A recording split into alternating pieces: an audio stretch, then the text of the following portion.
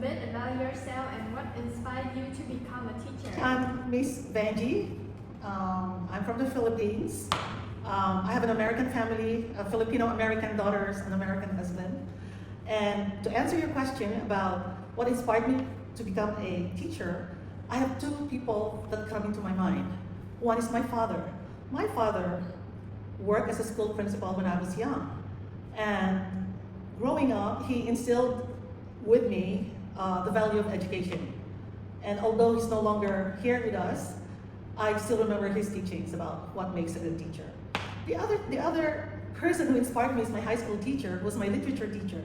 During that time, students were taught the traditional way, but this particular teacher taught us to be critical thinkers. He made us think, he made us figure out things. And I thought at that time, wow, that's a really great teacher. I'm not bored. The lessons are engaging. So to answer your questions, two people inspired me, my dad and my high school literature teacher.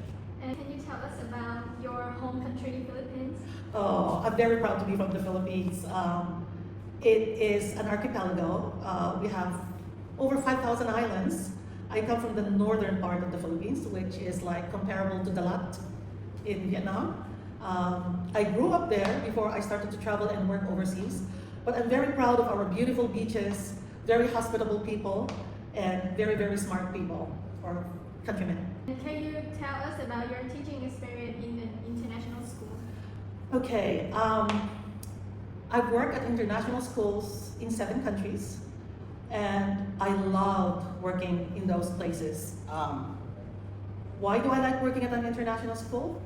I like the experience of being with a diverse group of students. Not only students, but also the teachers who I learn from, because I don't know everything.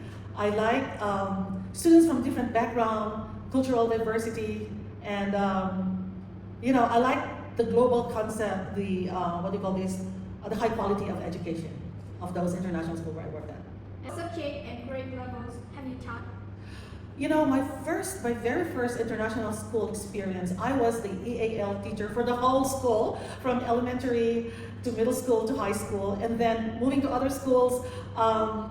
I did middle school and high school, and then elementary, all those grade levels, and enjoyed every single department where I worked. What do you love most about being a teacher? Oh my God, I love that question.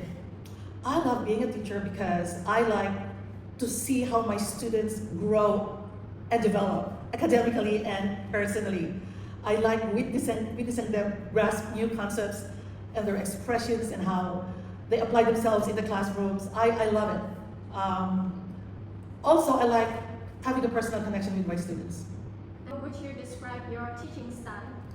Okay, first, I think the most important thing is knowing your students. And if you know your students, you make your teaching personalized. By this, I mean students' interests are included when you plan your lessons.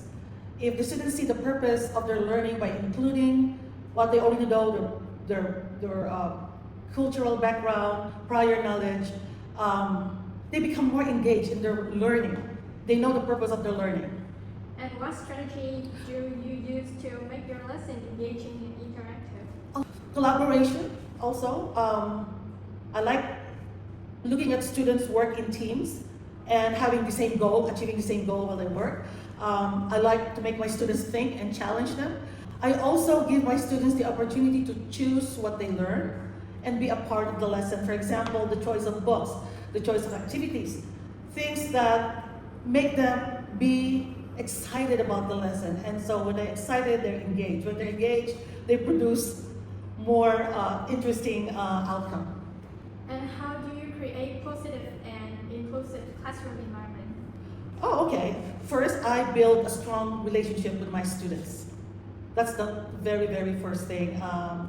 And second, I also take into account what their interests are.